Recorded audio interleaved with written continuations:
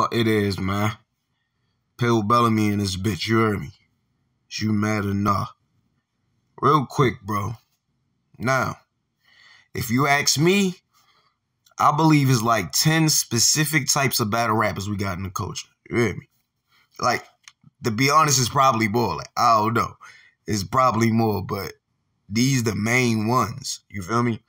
Now, by types, I mean, like, I'm talking about like styles of rapping, something particular a battle rapper specializing. Now, let me say this. Just because a battle rapper is labeled under one of these categories, you feel me? Like, that don't mean they don't do nothing else. You feel me? Because they could be one specific type and still be able to do like 3 types of other different ones. You hear me? So that don't really mean nothing just because a battle rapper might be attached to a specific type or a specific style in battle rap. I know a few battle rappers that's a jack of all trades. You hear me? So it don't really matter. But nonetheless, what I'm going to do is I'm going to go through these different types and I'm going to break them down according to my knowledge of battle rap. You feel me? Like I'm going to do it to the best of my ability. All right? So let's get it. All right, number 1. I ain't gonna lie, bro. I feel like this one the most popular one in battle rap. This gotta be the most popular style in battle rap. Y'all should already know what I'm talking about. I'm talking about a puncher. A puncher or punching, as we say. Now, if you punch in battle rap, but you gotta punch at an elite level. You feel me? Like, you will be considered a puncher. Which both of them terms, like puncher and punching, derive from what is called a punchline. For example, in comedy, right? Typically, the funniest part of the joke is the punchline. Like, everybody know that. You feel me? Like, that's the punchline. The funniest part is the punchline. And the punchline is the final part of the joke structure. You feel me? If you got structure to your joke. You feel me? Because everything you say might be a punchline. You never know. But, And like that's where comedy and battle rap are similar. You feel me? Like I feel like that's where they meet because like everything that was set up into that point sets up the punchline. Well, like in comedy, I believe they call it the narrative. The narrative is like everything that you're talking about that's leading you up to the funniest point. You feel me? And like that's why they call it 4-bar setups. You got like 3 bars that set up the 4th bar, which is the punchline. You hear me? So, yeah, everything that's said before the punchline sets up the punchline. Now, most people consider a puncher or a person that punch a lot. Matter of fact, hold up. There's a lot of people. There's a lot of people in battle rap that, not a lot of people, but there's a few people that punch every bar, right? And like I was saying, like I was about to say, most people that are considered a puncher in battle rap punch almost every bar. And when I think about it, like I feel like that's the reason why part of the criteria of being a puncher is that you punch a lot, like damn near every bar. Because like if you don't punch every bar, they won't consider you a puncher. You feel me? And because like punching garners the most crowd reaction. Or at least at times. I mean, I feel like punching, it gets the most crowd reaction. It gets the most attention. You feel me? And matter of fact, like, let's really break it down because every battle rapper punches. Like, regardless of what type of battle rapper they are, every battle rapper punch. Because if you don't, they gonna call it filler. They gonna say it's trash. You feel me? Like, if you don't punch at all, they like, yeah, people ain't gonna like that shit for real. And battle rap, well, moving on. Let's move on to the next point. But in battle rap, punches are like composed mostly by metaphors. You get me? Like that's how you create a punchline. Because if it's not a metaphor, people are not going to consider it a punchline. Like, they'll say that was fire. Like, yo, bro, that was fire. It wasn't a punchline, but it was fire. Like it has to be a metaphor or a simile to be labeled as a punchline. All right, number 2 is a talker. You hear me? Talker. Now, like, I know y'all heard this word before, bro. Like, niggas be like, yo, that nigga be talking, bro. He's a talker. I love to see that nigga battle, bro. He be talking. I don't know, like, if y'all use that term out of state, but in Baltimore, we use that a lot, bro. I heard that word a lot in battle rap, especially in the city of Baltimore, you hear me? Now, most people associate talking with angles, you feel me? But it's not the same. It's not the same. A talker and an angler are two different types, bro. Like the best example I can give you for a nigga that's a talker is Goods, bro. Goods is a talker. Like, he's not an angler. He don't do angles. He don't really talk. I mean, he might say a law or something because he did do that. He did use that angle against Tay-Rod. But even when he not talking about a nigga's personal life, he still be talking. That's why I said the best example I could give y'all is Goods. You feel me? Like, he be talking about himself. He be comparing lifestyles. The nigga be undermining what you do. You feel me? Like a talker is somebody that's very good at making you look crazy, bro. or like glorifying what's impressive about them. Feel me? This is a talker. This is a type of battle rapper. Like, a talker is able to make something sound very good, bro.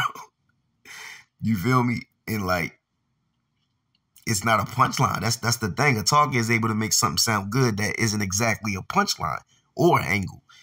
It's just they know how to talk.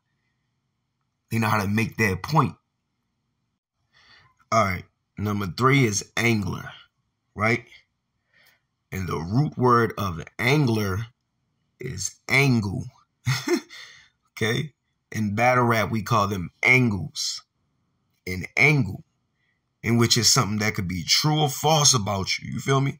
It could be true or false about you, but is exploited in a battle through being exposed, bro.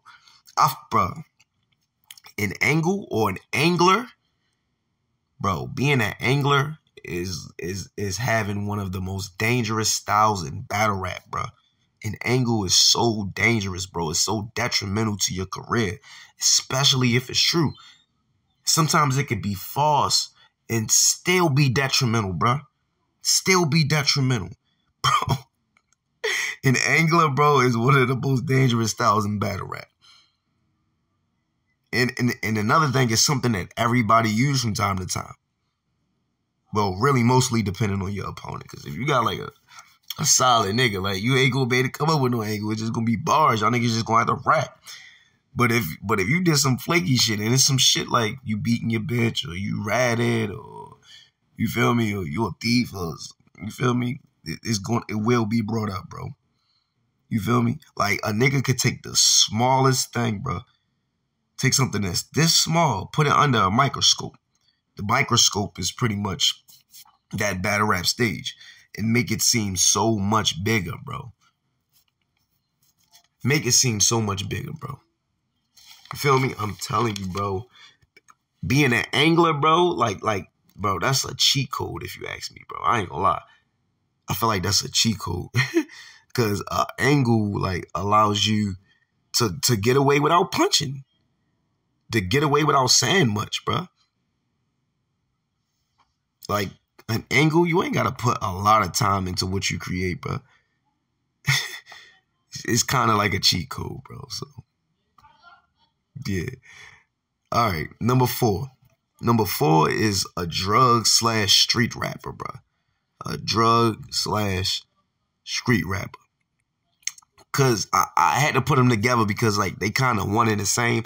At first, I did want to split them up, like, this is style. But in all reality, it's like, it's kind of one and the same, you feel me?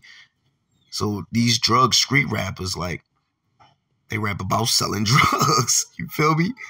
About being in the street. You feel me? And, like, this drug rapping thing, bro, the drug rapping style, bro, is becoming one of the most popular styles in battle rap. You hear me? Like, more people starting to become drug rappers. You got Kid Slade, Easy, T-Top, like Geechee and Calico on the street side. You feel me? Street battle rap is always gonna have a place in battle rap, bro. But it's like, it's now the drug shit is like branching out of it, bro.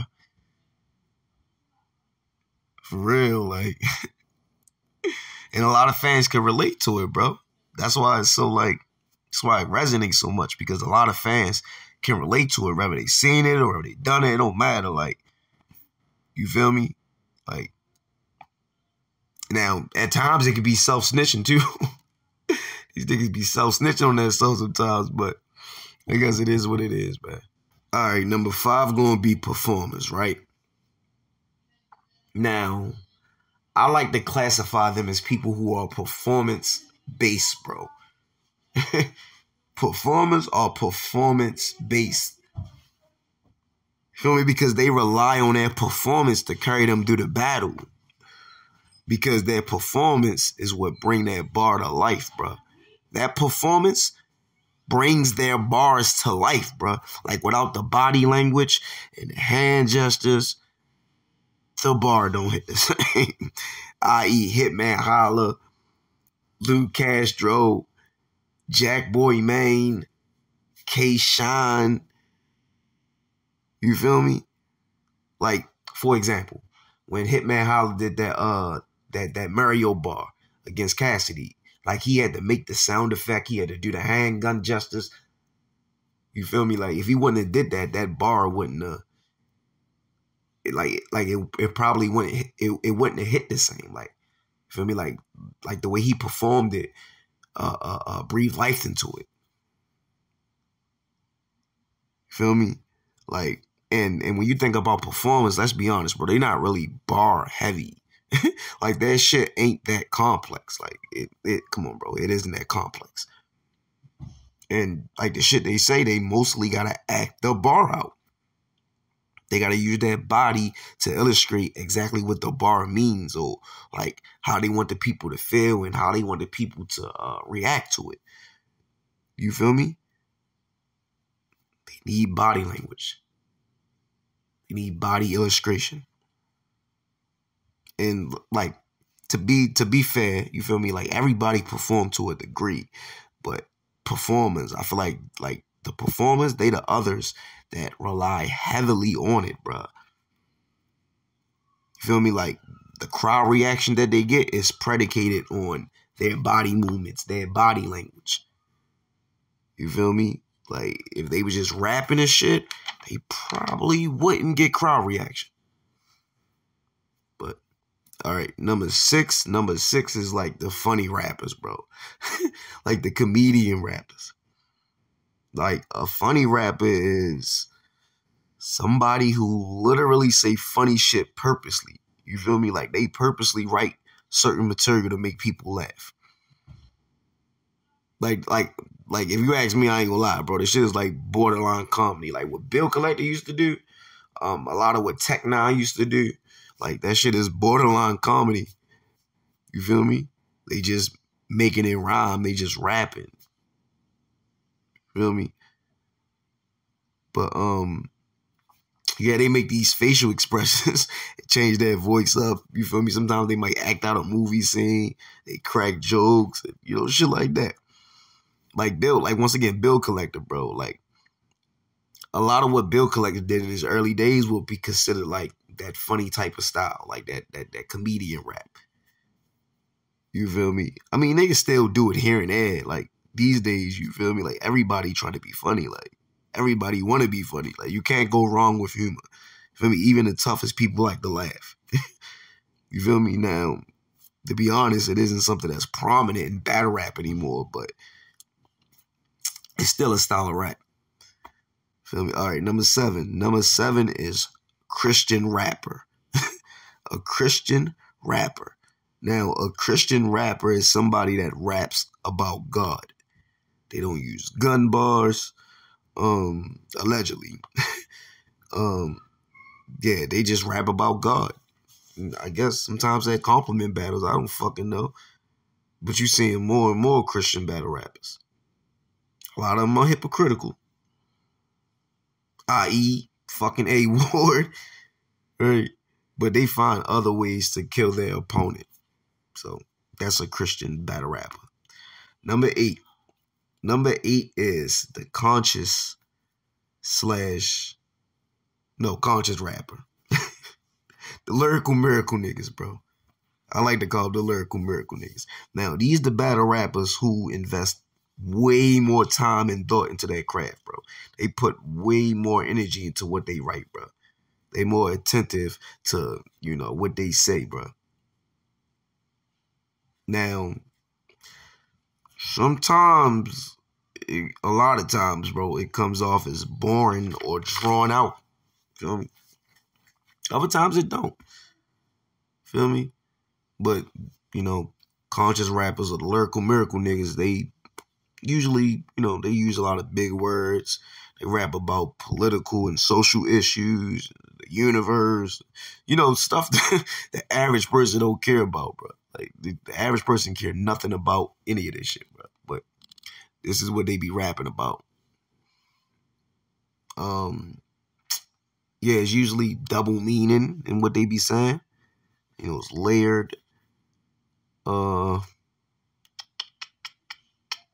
Nonetheless, bro, these types of battle rappers I ain't gonna lie, they really good at rhyming words, creating unique flows, getting in them pockets.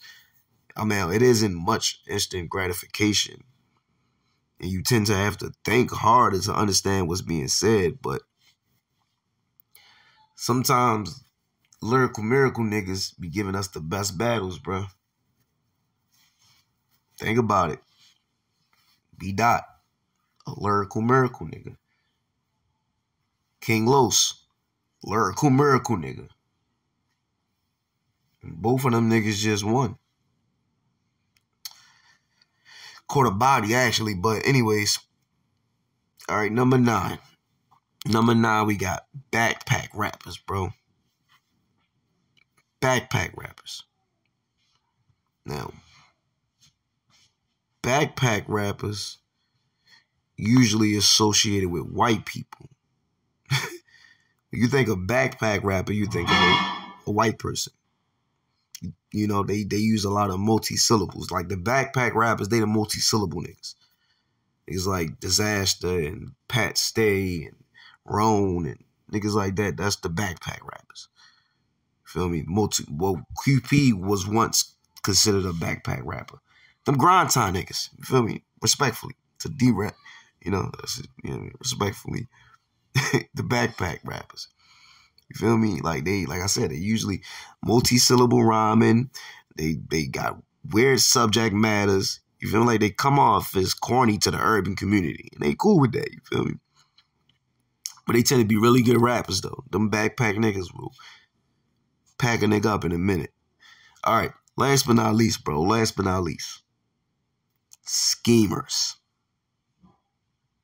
Can't forget about El Chilla Jones and Kid Chaoses and the schemers. This is Chilla Jones style, bro. He's the face of scheming. Now, all right. So, a scheme is where, like, a person make an object or say something, or say you got something like Thanksgiving food. A schemer could take that and relate it to something else using symbolism. It could sound like they rapping about one thing and really be talking about something totally different. Feel me? That's like an idea of what a scheme is. Now, the only bad thing about schemes is sometimes it could take a lot of time to make it all make sense. Feel me? Or to get to your point, which is most likely the punchline. And you could sometimes lose the crowd. But scheming is fire, bro. It takes a lot of creativity, bro, and brain power to be able to effectively scheme, bro. Like anybody can come up with a scheme, but like a good scheme, like what Chilla be doing in Kid Chaos, like you can't be a dumb nigga.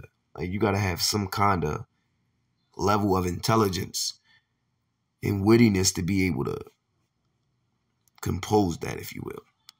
But hope y'all enjoyed this video, man. If you mad enough.